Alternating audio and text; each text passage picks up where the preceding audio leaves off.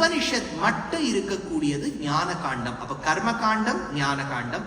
கர்ம காண்டத்துக்கு அந்தர்கதமா 3 பாகங்கள், பிராமணம், ஆரண்யகம், சம்ஹிதா. ஞான காண்டத்துக்கு அந்தர்கதம் உபனிஷத்.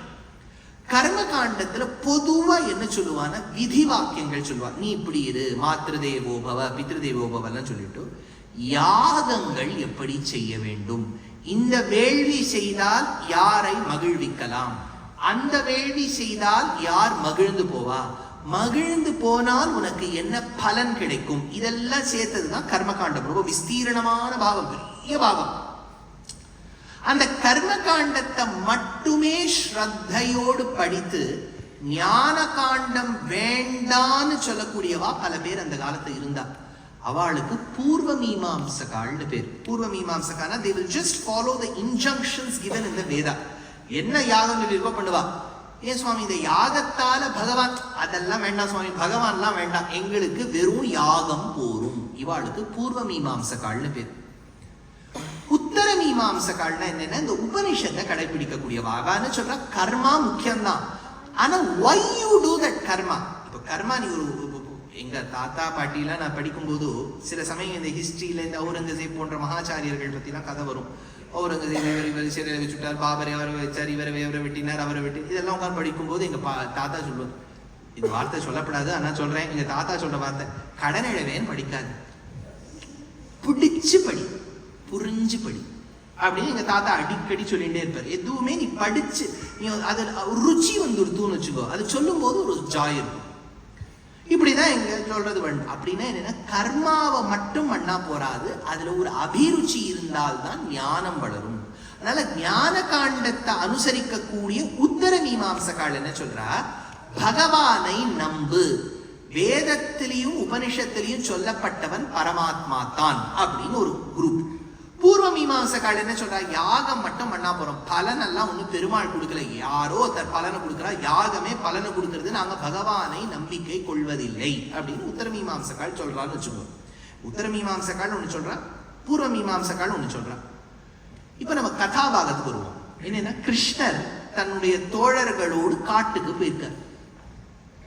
போகும்போது குழந்தை எல்லாம் சொல்லிது, கிருஷ்ணா ஒரே பசிக்குது கிருஷ்ணா. அப்ப கிருஷ்ணர் என்ன பண்றாரு, இது பாகவதத்துல வரக்கூடிய கதை. அங்கீரச யாகம் பண்ணக்கூடிய அந்தணர்கள் இங்க ஒரு குறிச்சியில இருக்கா, அந்த அக்ரஹாரத்துல போய் கிருஷ்ணன் நான் சொல்லியிருக்கேன்னு கேளு, அவ ஆத்துல இருக்கக்கூடிய பிரசாதத்தை உங்க கையில கொடுப்பா, நீங்க அதை சாப்பிட்டுடுங்கோ அப்படின்னு கிருஷ்ணன் சொல்லி அமைச்சார். இந்த குழந்தை எல்லாம் வாசல்ல போய் நிதுமா, கிருஷ்ணர் உங்க ஆத்துல வந்து ஆட சொன்னார், நீங்க உங்க ஆத்துல ஏதோ பண்ணிருக்கலாம், அதை கொடுங்கோ. அந்த மாமா எல்லாம் சொன்னா, என்ன கிருஷ்ணன் கேட்டிருக்காரா, நாங்க யாகத்துல ஈடுபட்டிருக்கோம், இப்ப எங்களால கொடுக்க முடியாது, கிருஷ்ணனே கேட்டாலும் கொடுக்க முடியாது, போய் போ. குழந்தை எல்லாம் வந்துச்சு, கிருஷ்ணா மாமா கொடுக்க மாட்டேன்னு விட்டார், நாங்க பசினோ கொடுக்க மாட்டேன்னு விட்டார். மாமா அத்தனை பேரும் கொடுக்க மாட்டேன்னு விட்டாளா? ஆமா. நீ புழக்கடை வழியா போய் அந்த மாமிகள் கிட்ட போய் கேளு. இந்த குழந்தைகள்லாம் பின்கட்டு வழியா போய் மாமிக்கு ஜன்னலை தட்டிட்டு, மாமி மாமி ஒரே பசிக்குது, கிருஷ்ணர் வந்து உங்ககிட்ட கேட்க சொன்னார். கிருஷ்ணன் கேட்க சொன்னாரா, கிருஷ்ணரே கேட்க சொன்னாரா அப்படின்னு சொல்லிட்டு ஒரு மாமி அப்பதான் அப்பெல்லாம் வத்த குழம்பு பண்ணியிருக்கா, அதை தூக்கி கொடுத்தா. இன்னொரு மாமி புளிப்பு கூட்டு பண்ணியிருக்கா, அதை கொடுத்தா. ஒருத்தர் மாமி வந்து நல்லா பொறிச்சு சாத்தந்து பண்ணியிருக்கா, எல்லாத்தையும் சாதத்தோடு கலந்து கொடுத்துட்டா. இதுதான் சம்பவம். இந்த குழந்தைகள்லாம் அதை எடுத்துட்டு வந்து சாப்பிட்டு. இதுல இருந்து என்ன தெரியுதுன்னா, பதிகள்லாம் பூர்வ மீமாம்சகால், யாகம் தான் முக்கியம்னு உட்கார்ந்துண்டவா. யாகத்துக்கு பலன் கொடுக்கக்கூடியவன் பரமாத்மான்னு உபனிஷத் வாக்கியத்தை நம்பினவா பத்னிகள். பத்னிகள் உத்தர மீமாம்சகால், அவளுக்கு கிருஷ்ணனுடைய பெருமை தெரிஞ்சிருக்கு, சாப்பாடை தூக்கி கொடுத்தா. அப்போ வீட்டுக்குள்ளேயே பதிக்கு நம்பிக்கை உண்டு, பத்னிக்கு நம்பிக்கை உண்டு, பதிக்கு நம்பிக்கை இல்லைங்கிற ஒரு திருஷ்டாந்தம் வந்துட்டு பாருங்க. இப்ப நம்ம எங்க சுத்தி கித்தி பார்த்தாலும் நிறைய தெரியுது, பதிக்கு நம்பிக்கை இல்லை, பத்னி கோவில் கோவிலா பராபரம். அப்போ பதிங்கிறது பூர்வ மீமாம்சகாலாகவும் பத்னிங்கிறவோ இந்த மாதிரி ஒரு வித்தியாசம் வந்துருது. இது வந்து பாகவதத்துல வர மாதிரி தெரியறதுன்னு தெரியும் சொல்றேன். நான் பாகவதத்துல என்னன்னா என்ன சாதிக்கிற, பிரயாத தேவ யஜனம் பிராமணானாம் பிரம்மவாதினஹ See, there's another subtle point here, if you all have noticed. இது வந்து இந்த டாபிக்குக்கும் வேறுபட்டு இருக்கு. டெமோக்ரஸிங்கிற ஒரு விஷயம், அதாவது மக்கள் தேர்ந்தெடுக்க வேண்டும், எல்லோருக்கும் அவரவர்களுடைய கருத்து சுதந்திரம் இருக்க வேண்டும். இதை நம்ம என்ன நினைச்சிருக்கோம், 75 வருஷமா வந்திருக்கு. பாரத தேசம் in its thought process has always been democratic. அதனால தான் ஒரே வேதம், ஒரே வேதாந்த சூத்திரத்தை படிச்சுட்டு சங்கரால அத்வைதத்தை நிர்ணயம் பண்ண முடியுது, ராமானுஜரால விசிஷ்டாத்வைதம் பண்ண முடியுது, மத்வாச்சாரியால துவைதம் பண்ண முடியுது. It is not a homogenized civilization or a religion. Multi practices. எது விருத்தமா இருக்கக்கூடிய பிராக்டிசஸ் கூட இருக்கும். இப்ப நீங்க ஒண்ணுமே இல்லை, நம்ம தமிழ்நாட்டில் நீங்க பார்த்தீங்கன்னா பொதுவா எங்க தாத்தா சொல்றது உண்டு, ஜோதிஷக்காராலையும் கேட்டேன்னா, ஆத்துக்கு வந்து ஏதாவது ஒரு நல்ல காரியம் பண்ணணும்னா அமாவாசையா இருக்கா பாரும்பா. அமாவாசைங்கிறது பொதுவா நமக்கு நல்ல விஷயம்தான். நீங்க அப்படியே ஒரு 320 கிலோமீட்டர் தாண்டி ஒசூர் தாண்டி கர்நாடகாக்குள்ள வந்துருங்கோ, அவளுக்கு அமாவாசை நல்லதில்லை. ஆயிடுதா? இப்போ நம்ம பெருமாளுக்கு ஆராதனம் பண்ணணும்னு நினைக்கும் போது ஈர வஸ்திரத்தோட பண்ணக்கூடாது. குளிச்சுட்டு உடம்ப தொடச்சுட்டு காஞ்ச வஸ்திரத்துல தான் ஆராதனம் பண்ணணும். கேரளால நம்பூதிரிமார்கள் கர்ப்பகிரகத்துக்கு வர வருகோ ஈரத்தோட தான் இருக்கணும். கொஞ்சம் காஞ்சுட்டுனா கூட திரும்பி ஒரு முக்கு போட்டுட்டு வரணும். ஒரு பார்டர்ல எப்படி பிராக்டிசஸ் மாறிடுது பாருங்க. ஒண்ணுமே இல்லை. இப்போ பொதுவா இது வேடிக்கைக்கு சொல்றது உண்டு, யாராவது ஏமாத்திட்டான்னு வச்சுக்கோ, தலையில துண்டு போட்டுக்க வேண்டியதுதான். கேள்விப்பட்டிருக்கோம், தலையில துண்டு போட்டுக்கணும், தலையில இப்போ முக்காடு போட்டுனா கூட எடும்பா. இது வந்து நமக்கு வந்து ரொம்ப நல்ல சகுனம் இல்லை, தலையில வந்து வஸ்திரம் போட்டுக்கிறது. நீங்க வடதேசத்துல போயிட்டேன்னா கல்யாணத்தின் போது அந்த பொண்ணு தலையில முக்காடு போட்டு தான் கல்யாணமே பண்ணிக்கணும். கூங்கட்டுன்னு பேர் இருக்கு. இது போட்டு மறைச்சுன்னு தான் பண்ணணும். எது அப்படின்னா பாருங்க, பாரத தேசத்துக்குள்ள வேரியஸ் பிராக்டிசஸ் இருக்கிறது மட்டும் ஆச்சரியம் இல்ல, விருத்தமான பிராக்டிசஸும் கோ எக்ஸிஸ்ட் ஆகுது பாருங்க. அதனால we have always been democratic. அந்த டெமோக்ரஸி இருந்ததுனால தான் பதி பூர்வ மீமாம்சகர், பத்னி உத்தர மீமாம்சகர், they didn't force each other. And the homogenization of religion can never happen in Sanatana Dharma. ஞாபகம் வச்சுக்கோ. பல பேர் என்கிட்ட கேட்பா, அடிக்கடி ஒரு வரக்கூடிய கேள்வி என்ன தெரியுமோ, நீங்க வந்து சார் இது வந்து தமிழ்நாட்டெல்லாம் சௌரமான பஞ்சாங்கம் கடைப்பிடிக்கிறேன், கார்த்தால நமக்கு ஒரு 4 மணி 5 மணி 6 மணி முகூர்த்தம் வந்துடுது. ஆந்திர தேசம் போனேன்னா சாந்திரமானம் பாதி ராத்திரிக்கு தான். ஏன் நீங்க 2 பேரும் why can't you all sit together and decide? We can't. Because this religion always has been a place of various thoughts to coexist. You cannot அதனால தான் நம்ம வெஸ்டர்ன் ரிலிஜன்ஸ்ல பார்க்குற ரூல் எல்லாம் இங்க அப்ளை பண்ண முடியாது. இது நம்ம எல்லாம் ஜிஎஸ்டி மாதிரி எல்லாரும் ஒரே பஞ்சாங்கம் ஃபாலோ பண்ண முடியாது. பாபு பஞ்சாங்கம் உண்டு, வாசன் பஞ்சாங்கம் உண்டு, ட்ரிக் பஞ்சாங்கம் உண்டு, இந்த பஞ்சாங்கம் உண்டு, இதெல்லாம் வித்தியாசம். அதுதான் இந்த பூர்வ மீமாம்சகா சம்பந்தம் காமிக்கிறது. இன்னொன்னு, பெருமாள் 7-8 வயசு இருக்கும்போது அப்பா வந்து ஏதோ பேசிட்டு இருக்கார். நந்தகோபாலன் தன்னுடைய தோழர்களோடு ஏதோ பேசிட்டு இருக்கார். என்ன பேசிட்டு இருக்காருன்னா, உற்சவம் என்ன பண்ணலாம், அவளுக்கு வருஷா வருஷம் ஒரு உற்சவம் பண்ணணும். ஏன்னா உற்சவம்ங்கிறதே ஒரு ஃபெஸ்டிவல்ங்கிறதே ஞாபகம் வச்சுங்கோ. It brings various sections of the society together. அதனால தான் நீங்க சனாதன தர்மம் எடுத்துட்டீங்கன்னா எவ்வளவு பண்டிகை தெரியுமோ. நீங்க சட் இந்த நார்த்ல எல்லாம் போனீங்கன்னா சட் பூஜான்னு ஒண்ணு பேரு. சட் பூஜாங்கிறது சஷ்டி அன்னைக்கு பண்ணுவா. அதாவது அமாவாசையிலேருந்து நம்ம தீபாவளி அமாவாசை போனோம், அதுலேருந்து 6வது நாள் அவ பண்ணிடுவா. இது என்னன்னா சஷ்டிங்கிறதுனால வடதேசத்துல கார்த்திகேய வழிபாடு இருந்திருக்கு. அது என்னவோ நம்ம இப்போ கடவுள்களையே பிரிக்கும் போது மொழி வாரியா பிரிச்சுட்டோம். இவர் தமிழ் கடவுள், இவர் கன்னட கடவுள், இவர் தெலுங்கு கடவுள். பகவான் வந்த உடனே அவர் மொழிக்கும் அப்பாற்பட்டு இருந்தாதானே பகவான். அவர் தமிழ் பேசினாதான் சார் புரியும். தமிழை வளர்த்தது முருகப்பெருமானா இருக்கலாம், ஆனா அவரை நம்ம தமிழ்நாட்டுக்குள்ள மட்டும் கட்டுப்படுத்தி வைக்க முடியாது. கம்போடியா போனேன்னா முருகனுக்கு ஆச்சரியமான 800 வருஷ சிலையே இருக்கு. இமாச்சல் பிரதேஷ் போனேன்னா அவ்வளவு பிராச்சீன மந்திரம் கார்த்திகேய பகவானுக்கு இருக்கு. தமிழ்நாட்டுல முருக வழிபாடு அதிகம், அது சொல்லலாம்.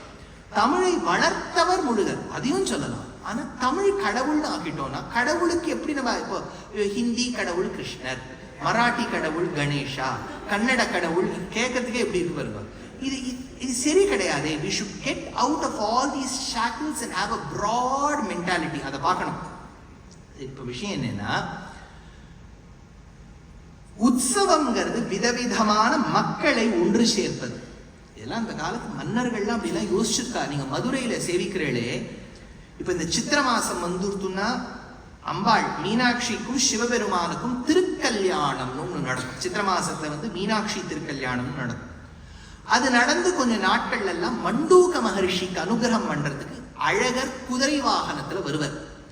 வரும்போது வைகை ஆத்த கடப்பர். அதனால்தான் அழகர் வைகையில் இறங்குவதுன்னு ஒரு உற்சவம் கொண்டாடுவார். ஞாபகம் வச்சுக்கோ, 450 வருஷத்துக்கு முன்னாடி இந்த உற்சவமும் அந்த உற்சவமும் ஒன்னா நடக்கவே இல்லை. தை மாசம் நடக்க வேண்டியதுதான் அம்பாளுக்கும் சிவபெருமானுக்கும் கல்யாணம். சித்திர மாசத்துல தான் மண்டூக மகரிஷிக்கு அனுகிரகம் பண்றதுக்கு அழகர் வைகை ஆத்துக்கிட்ட வருவர். வைகைக்கு இறங்க மாட்டார், பக்கத்துல மண்டூகபுரிக்கு வருவர். திருமலை நாயக்கர் என்ன பண்ணார், கொஞ்சம் பிரிஞ்சு இருக்கக்கூடிய மக்கள் எல்லாம் ஒண்ணு சேர்க்கணும். ஒரு ஆப்ஜெக்டிவ். ரெண்டாவது ஆப்ஜெக்டிவ் அவருக்கு என்ன எடுத்து, தை மாசத்துல சிவபெருமானுக்கும் அம்பாளுக்கும் கல்யாணம் நடக்கும்போது கூட்டமே வராதான். ஏன்னா அப்பதான் அறுவடையெல்லாம் எல்லாரும் பிஸியா இருப்பா. அக்ரிகல்ச்சரிஸ்ட்லாம், ஃபார்மர்ஸ்லாம் எந்த டைம் பீரியட்ல எல்லாரையும் ஒண்ணு சேர்க்கலாம்னு பார்த்து சித்திர மாசம் நல்லா இருக்குமேனு அம்பாள் சிவபெருமான் கல்யாணத்தை ஷிஃப்டே பண்ணிவிட்டார்னு கல்வெட்டு. ஒரு காலகட்டத்தை ஒன்னா இல்ல அப்படின்னா மன்னர்கள் they wanted to bring people together through such festivals. அந்த மாதிரி தான் கோகுலத்தில் இருக்கும் போதும் நந்தகோபாலன் வருஷா வருஷம் பண்ண வேண்டிய இந்திரனுக்கு செய்ய வேண்டிய உற்சவத்தை பண்ணணும்னு நினைச்சார். இந்திரனுக்கு உற்சவம் பண்ணணும்னு நினைக்கும் போது அவ ஒரு கோர் கமிட்டி, அவ தான் ஒர்க்கிங் கமிட்டி, வாலண்டியர்ஸ் கமிட்டி எல்லாம் ஃபார்ம் பண்ணிட்டு நீங்கள்லாம் என்ன பண்ணுவேள், அவள்லாம் என்ன பண்ணுவான்னு ஒரு பேசும்போது கிருஷ்ணர் அதை வழியா நடந்து போயிட்டு இருக்கார். கிடுகிடுன்னு அப்பா கிட்ட ஓடி வந்தார், மடியில உட்கார்ந்துட்டார். அப்பா அப்படின்னாரு. என்னடா அது, அவனுக்கு என்ன வேணும், நீங்க என்னப்பா பேசிட்டு கேள்வி, ஏதோ ஒரு உற்சவத்தை பத்தி பேசிட்டு இருக்கோம். ஓஹோ, எந்த உற்சவம், யாருக்கு, இந்திரனுக்குப்பா உற்சவம், வருஷா வருஷம் பண்ற உற்சவம் தானேடா கண்ணா, என்னோ புதுசு மாதிரி கேட்கறியே. அப்பா எனக்கு ஒண்ணு உங்க அளவுக்கு ஞானம் இல்லை, நான் வேணா 2 வார்த்தை பேசட்டுமா அப்படின்னு கேட்டாராம் கிருஷ்ணர். சகுனேரிவ பாஷிதம்னு வியாக்கியானம். சகுனேரிவ பாஷிதம்னா ஒரு கிளி பேசுற மாதிரி பேசட்டுமா. அதுக்கு என்னடா ராஜா பேசு. அப்பா நமக்கு வாழ்வாதாரமாக இருப்பது எது? வாழ்வாதாரம்னா என்னடா ராஜா, நம்ம பால் தயிர் வெண்ணெய் எல்லாம் விற்கிறோமே, அதுதான் வாழ்வாதாரம். பால் தயிர் வெண்ணெய்க்கெல்லாம் ஆதாரம் பால். நமக்கு யாருப்பா பால் கொடுக்குறா? அதான்டா நம்ம மாத்திர எத்தனையோ மாடு இருக்கு, லக்ஷ்மி சரஸ்வதி இந்த மாதிரி மாடுகள்லாம் தான் பால் கொடுக்குறது. சரிப்பா, அது எங்கேருந்துப்பா சாப்பாடு வாங்கிக்கிறது? அது பால் கொடுக்கணும்னா நல்லா புல் சாப்பிடணுமே. அதான்டா கோவர்தன பர்வதத்தை தானே அது போய் புல்ல சாப்பிடுது. ஏன்பா அப்படின்னா நமக்கு வாழ்வாதாரமாக இருக்கக்கூடிய பால் தயிரை கொடுக்கக்கூடிய பசுக்களுக்கு வாழ்வாதாரமா இருக்கக்கூடிய புல்லை கொடுக்கக்கூடிய மலைக்கு தானேப்பா பூஜை பண்ணணும். சம்பந்தமே இல்லாத இந்திரனுக்கு எதுக்குப்பா நீ பண்ற? இவ்வளவு காம்ப்ளிகேட்டடா கேட்டுட்டா நந்தகோபாலன் குழம்பி போயிடுவார். ஐயோ, இப்ப நான் என்னடா கிருஷ்ணா பண்ணணும், நீ சொல்லு, நீ சொல்றத நான் அப்படியே பண்ணிடுவேன். அது ஒண்ணும் இல்லப்பா, நம்ம கோவர்தன பூஜையே பண்ணிடலாம்ப்பா, இந்த இந்திரனுக்கெல்லாம் பூஜை வேண்டாம்னு சொல்லி கொடுத்து இந்த குழந்தை நம்மளான கேட்டுப்போம். Please write all this in a 2-page essay and give it to me. Our committee will go through and decide.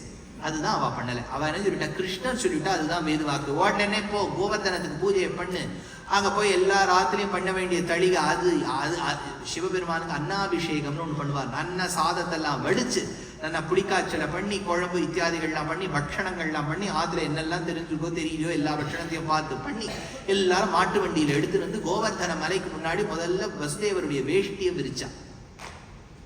ஏன் சார் வேஷ்டியை விரிக்கணும்னு கேட்டா, நம்ம மாத்திர மல்டி பர்பஸ்னா அது மாமா வேஷ்டி தான். நீங்க டேபிளுக்கு டேபிள் கிளாத்தாவும் ஆக்கிடலாம், வடா பொரிக்கணும்னா பண்ணிவிடலாம், தளிவடாத்தை காய வைக்கணும்னா பண்ணலாம். ஒரு ராத்திர போன தளிவடா இவ்வளவு நல்லா இருக்கேன், அவர் வேஷ்டியில போட்டது. அதனால எல்லாம் இந்த விதவிதமான பட்சணங்கள்லாம் கொண்டு மலை எதிர்க்க வச்சாச்சு. சாப்பிடுங்கிறான். இந்த மக்கள்லாம் ரொம்ப இன்னோசென்ட் பீப்புள். மலை சாப்பிட்டாதான் ஊத்துப்பா, நம்ம சாப்பிடலன்னா தான் ஊத்துப்போம். பகவான் எதுக்கு கொண்டு வச்சுட்டு அவர் சாப்பிட்டுட்டாருன்னா அடுத்த நாள் வைப்போமோ, வைக்கவே மாட்டோம். அதனால மலையை எதுக்கு கொண்டு வச்சுட்டா, கிருஷ்ணன் என்ன பண்ணாரு, எல்லாரையும் நீங்க மலையை சுத்தி வாங்கினார். எல்லாம் சுத்தி வந்துக்குள்ள அவர் சாப்பிட்டாரு. அகம் வைஸ்வானரோ புத்வா பிராணினாம் தேகமாஸ்ருதான், அவர் அத்தனையும் சாப்பிட்டார். அப்ப சொல்லிட்டாரு, பாருங்க மலை தான் சாப்பிட்டுதுன்னார்.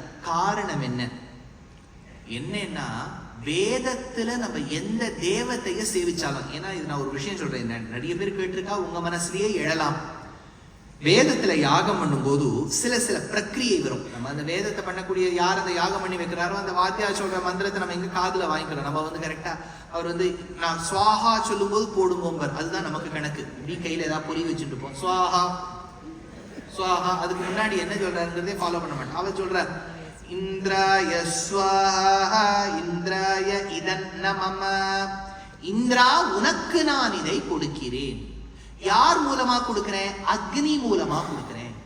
எதை சொல்லி கொடுக்கிறேன்? ஸ்வாஹாங்கிற வார்த்தையை சொல்லி கொடுக்கிறேன். ஸ்வாஹாங்கிறது யாரு? அக்னி தேவதையுடைய பத்னி. அக்னியோட வைஃப்க்கு ஸ்வாஹான்னு பேர். அக்னிக்கும் அக்னியுடைய பத்னியான ஸ்வாஹாவுக்கும் நான் இதை கொடுக்கிறேன். இதை கொண்டு இந்திரன் கிட்ட சேர்த்துரு. அப்ப அவர் கேட்பார், இப்ப இந்திரன் கிட்ட கொண்டு சேர்க்கணும்னா இந்த ஹவிஸ் உன்னோடதா? இல்ல இது என்னோடது இல்ல. இதம் ந மம, இது என்னுடையதல்ல. இந்திராய ஸ்வாஹா இந்திராய, இது இந்திரனுடையது. இதன் ந மம, இது என்னுடையது அல்ல. இப்போ ஒரு குழந்தை என்கிட்ட கேட்டுது, நீங்க என்ன சொல்றீங்க? வேதத்தின்படி ஹோமம் பண்ணக்கூடியவர் இந்திரனுக்கு கொடுக்கணும்ங்கிறார். அதே இந்திரன் தானே அகல்யா கிட்ட அவசாரப்பட்டான். அதே இந்திரன் தானே சகரன் செய்த யாகத்திலிருந்து குதிரையை கடத்தி சென்றான். அதே இந்திரன் தானே ரிஷபநாதன் செய்த யாகத்தில் குதிரையை கடத்தி சென்றான். அதே இந்திரன் தானே கோபிஷ்டனாகி கண்ணனுடைய இருப்பிடத்தை தேடி மழையை வருஷித்தான். 7-8 FIR இந்திரன் மேல இருக்கும்போது நம்ம எப்படி இந்த ஹவிஸை இந்திரனுக்கு கொடுக்க முடியும்னு ஒரு கேள்வி உங்களுக்கு வரலாம். ஞாபகம், புராணத்துல வர இந்திரன் வேற, வேதத்துல வர இந்திரன் வேற. வேதத்துல இந்திரன் சொன்னா எந்த பரமாத்மா இந்திரன் உடம்பை சரீரமாக கொண்டுள்ளானோ அவனுக்குத்தான் இந்திரன் பேரே ஒழிய இந்த அகல்யா கிட்ட அவசாரப்பட்ட இந்திரனுக்கே நம்ம ஹவிஸ கொடுக்கல. அப்படின்னா எந்த ஒரு கிரியை செய்தாலும் அது பரமாத்மாவுக்குத்தான் போய் சேரும். அதனால தான் கோவர்தனத்துக்கு பூஜை பண்ண சொன்ன பகவான் தான் அதை உண்டு நிரூபித்தான். இந்த பண்டங்கள் எல்லாம் மலைக்கல்ல எனக்கு.